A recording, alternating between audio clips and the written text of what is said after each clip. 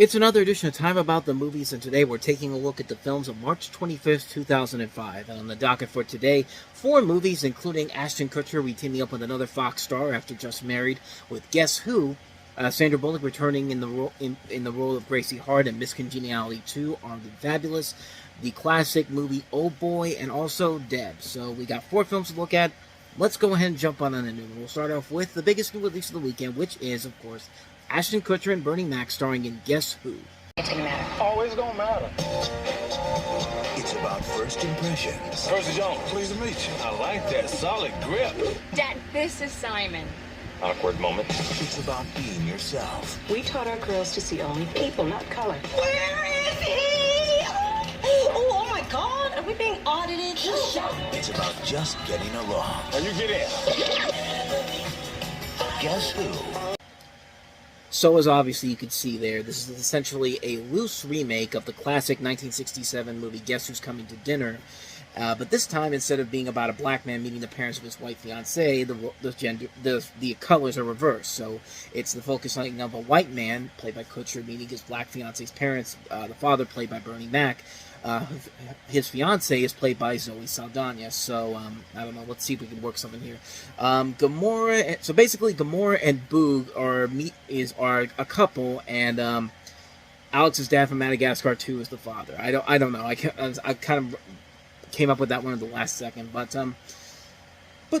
you know what? This movie I think is a lot better than people let's say it is. It's a movie that it's a much better movie than I think most people gave it credit for. It was a hit when it came out, but it was mostly met with mixed reception from critics, and I mean I could kind of see why in general. I mean the movie does kind of.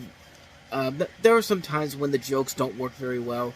The setups are very similar to many other movies done better. And it just didn't work as well as I think I just don't think there was enough there to really make this stand up on its own. And the biggest problem the movie has overall in general goes back to what I said at the beginning of this. It's supposed to be a loose remake to Guess Who's Coming to Dinner.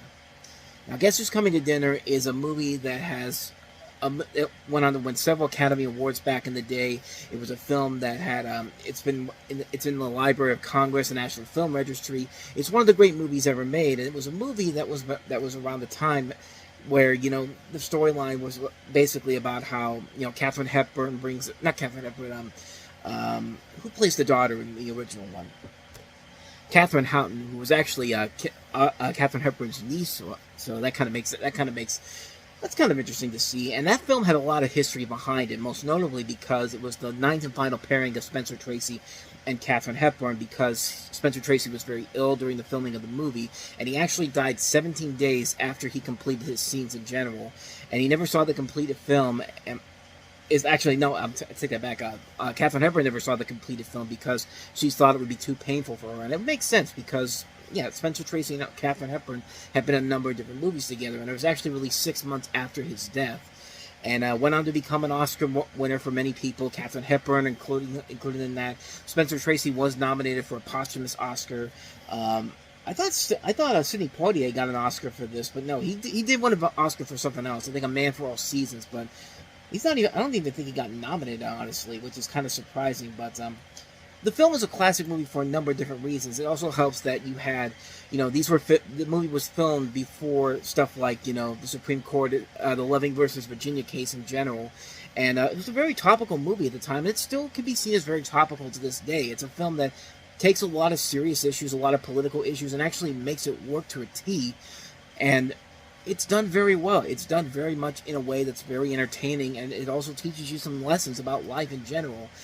And that's where I think the biggest problem with the remake comes into play, because it's not really a movie that is specifically centering on the ideas of what Guess Who's Coming to Dinner was supposed to accomplish. It's just a movie that, hey, Meet the Parents came out a few years ago. We just had Meet the Fockers. We want our own Meet the Fockers. So let's do this movie, and we'll have Kelso from That 70s Show and Bernie Mac from The Bernie Mac Show in it. And that's where the real problem with the film comes into play, when it has to compare itself to Guess Who's Coming to Dinner. You're not going to win that battle. Guess Who's Coming to Dinner is easily the far superior film.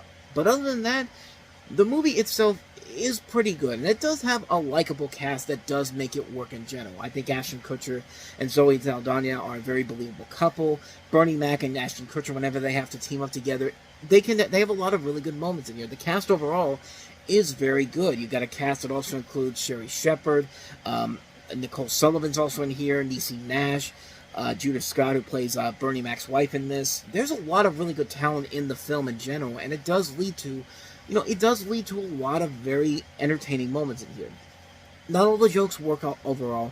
This was directed by Kevin Rodney Sullivan, whose last movie he directed was Barbershop 2 Back in Business, which was a really good movie, but I'm actually kind of surprised this is the last film he ever directed, going strictly back over to television. We had a lot of success with 30 Rock and other shows that came out after that. I wonder I don't know, maybe he thought that maybe he just wanted to get out of the filmmaking business after this point, because I don't know why he would have wanted to get out of this, but yeah, this was the last movie he ever directed, and I think he does a good job directing it, but I feel like the person that they had beforehand probably could have made this work a lot better, and that was Harold Ramis. Harold Ramis was actually slated to direct the film at one point, and then he passed on the project, and I feel like if he stuck around and put his spin on it, I think this movie could have been something really, really good, and something on the level of something like the original Guest Who's Coming to Dinner. But as it is, comparing it to the original is going to beat the crap out of it easily. Like, it's not even a contest.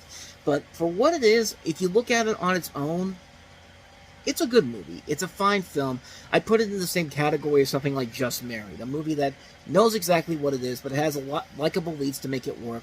The comedy works well enough to say, yeah, it's worth the watch there. But other than that, though, it's a film that I can easily see a lot of people not really getting into. I remember I saw it in theaters. I thought it was alright. I haven't really had a real opportunity to check it out again recently. But from what I remember from it, from the last time I watched it about maybe 4 or 5 years ago, I remember thinking it was still alright for what it was. If there's something else on TV, like you're turning on TBS or FX one day and then you see it on there, or if it's on streaming on Hulu or Netflix, you pop it in once, you feel like you've accomplished something. I mean, you got something out of it, but to say it's a great movie would be completely far from the truth. It's just a passable movie. It's a good film, not a great film. So, yeah, take that for what you will. Let's go ahead and move on to the next movie, which is another comedy, a sequel, Miss Congeniality 2, Armed and Fabulous.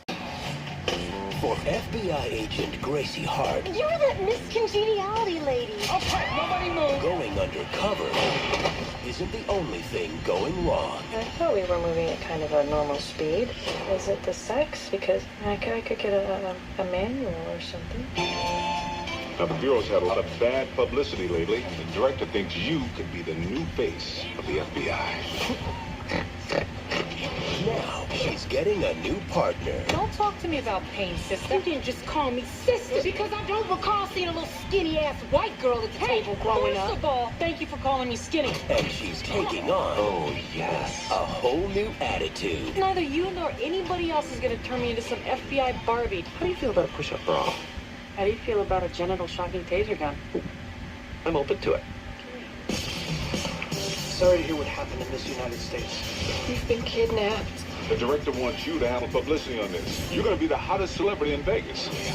Miss Hart, Oh, Gracie, please help us. she's too young to die. And I'm not as old as I look. I can't just sit here. I have to do something. Oh, well, I'm Ida Flammenbaum. How are you? We're a team, as in I will kick your sorry ass if you don't listen to me. Team. First of all, if you remember correctly, it was skinny ass. This is my lovely nurse, Rosie. Hello. She gives a superb enema. I love my work. Which I guarantee you is probably not what Regina King said after she said yes to this movie. This is Miss Congeniality 2, Armed and Fabulous, and in this film you have Gracie Hart, once again played by Sandra Bullock, whose life as an undercover FBI agent is over, and in addition, her boyfriend from the last movie broke off their relationship in probably one of the most cringy ways possible. I mean, you see a little bit in the trailer there, but yeah, the way they knock him up, the way they take him out of the movie, it's just kind of like, really? Like, that's where you're going to go with that, but, begrudgingly, on the advice of a boss, once again played by Ernie Hudson, Grace decides to become the FBI's media relations officer. 10 months later, with the assistance of a style coach played by Diedrich Bader and a best-selling book about her experience behind her, Gracie becomes a design-clad media darling and the made-up face of the FBI. The new Grace is expected to be the exact opposite of Agent Sam Fuller, played by Regina King, a woman who, like Gracie before her pageant experiences, have deep-seated anger issues. The two don't get along, but that doesn't stop McDonald from assigning Sam to be Grace's bodyguard. The two are then sent to Las Vegas, Nevada, where Gracie's friend from the last movie, played by Heather Burns, and the longtime pageant host William Shatner are kidnapped there. At the FBI's Las Vegas field offices, the assistant director wants Gracie to be the solely the media spokesperson on the case, the guy played by Treat Williams. But Gracie wants to be back on the field, especially when she uncovers some leads that Collins dismisses. Despite their antagonistic relationship, they have to work together to follow the leads. Along with them and Joel are an insecure FBI agent, the foursome who, in addition to finding Cheryl on stand, must include Collins' other agents. Colin, who wants Gracie and Sam back on a plane to New York, and who covers the case-solving glory for himself. That's literally 2 minutes of me explaining the plot for this movie, and this is a long synopsis. And this doesn't even include the subplots in this movie, because there's a subplot that just kind of ends. Like, there's a subplot where, Gracie has to becomes friends with this little girl, and she is at the school, and it really does not go anywhere. Like, it's the last thing that happens in the movie, and when it happens, it's just like, that's it? That's how we're ending this? It's just like, it's just one of the many problems with the movie, and this is one of the last sequels that Warner Brothers was doing. This is around the time when Warner Brothers was going sequel crazy with their comedies, making these inferior sequels, because the first movies were such a big success. We had it with Analyze This, we had it with The Whole Nine Yards, we have it with this movie.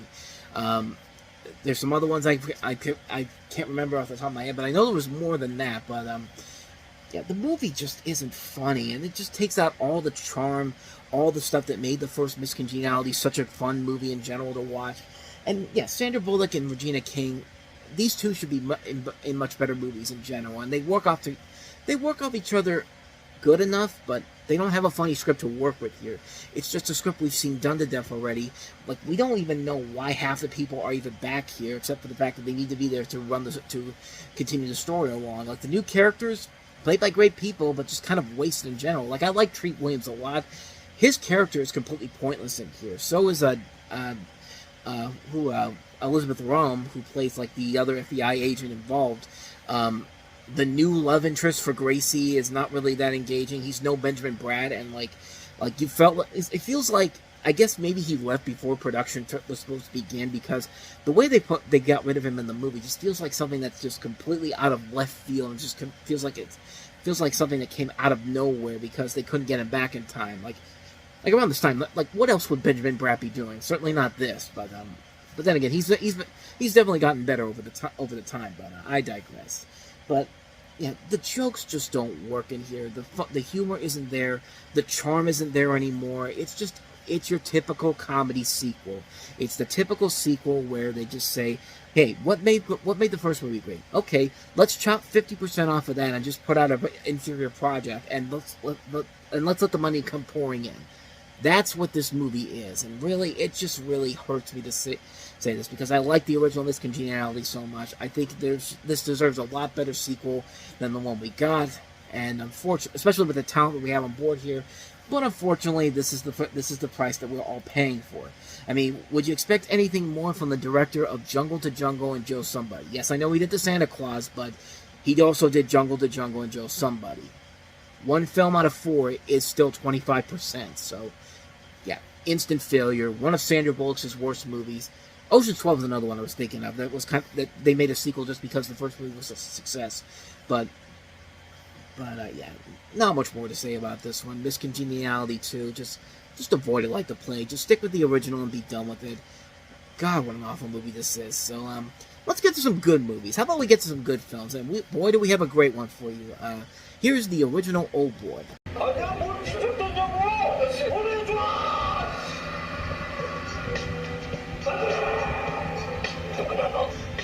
그건 내가 중요하진 않아요. 왜가 중요하지.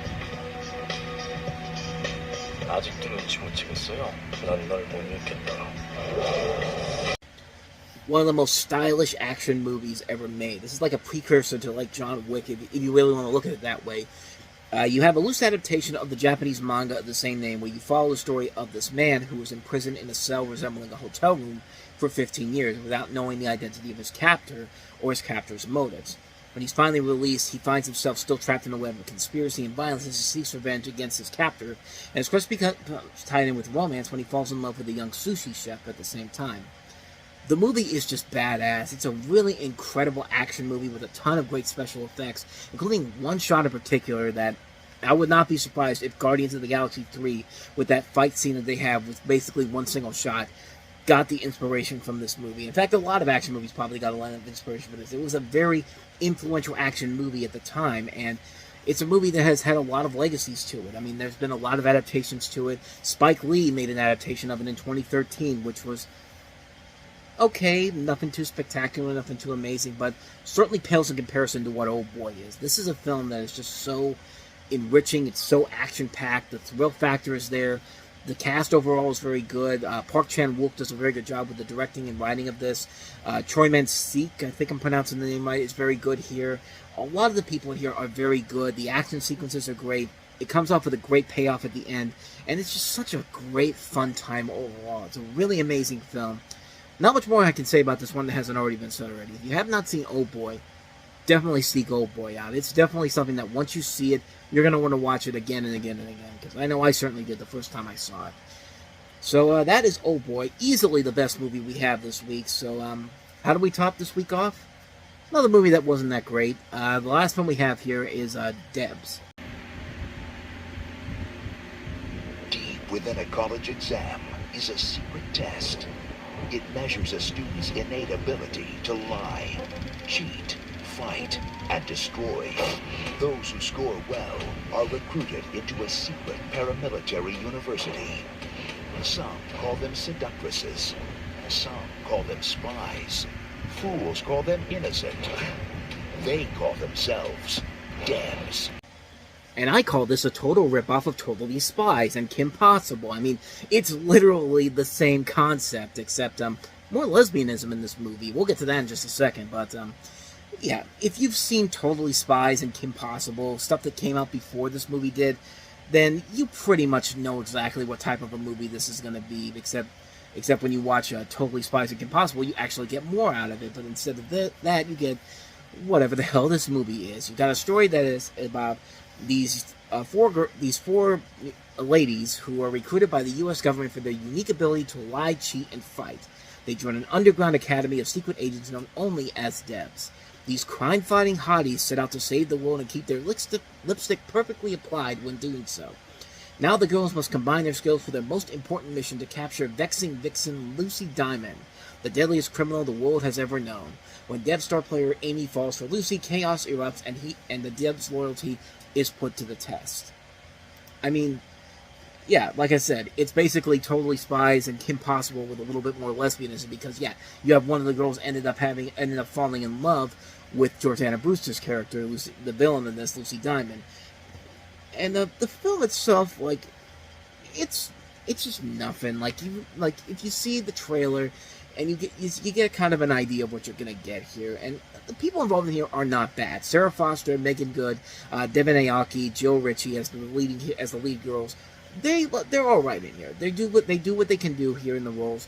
Jordana Brewster is fine, I guess, but there's nothing really about her in general that makes her that evil. That, you know, this has been my biggest problem with having a female antagonist in movies.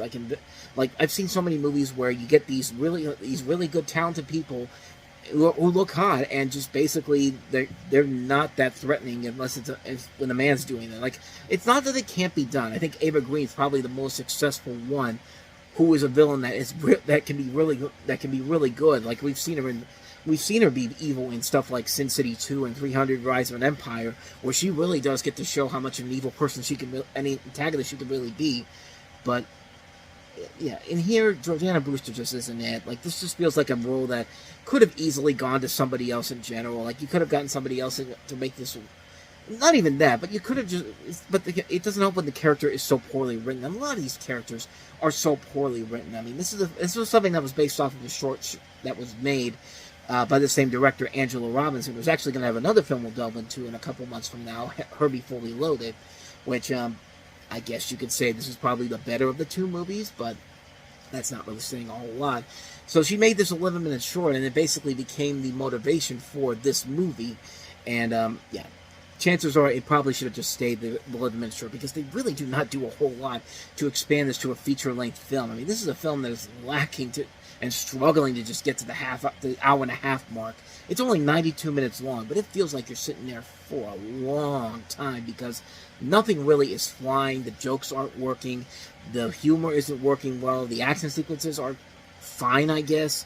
I guess there is a little bit of satirical elements in terms of the spy genre in general, but I've seen movies do this much better in general, but the film itself is just like, it just didn't work for me. It's a movie where I get what they're trying to do, I get what they're trying to accomplish, but you don't have a good enough script to work off here, and you really don't have a lot of good character development with these people in general. Plus, you're supposed to it's one of these movies where you think it's going to be where it's supposed to be like this powering, strong feminism type of thing, and then all of a sudden, and then like, what do we do with it? What else do we throw in there? Well, let's have a lesbian subplot for the guys who are being dragged to this movie. I mean, it just really does feel like it's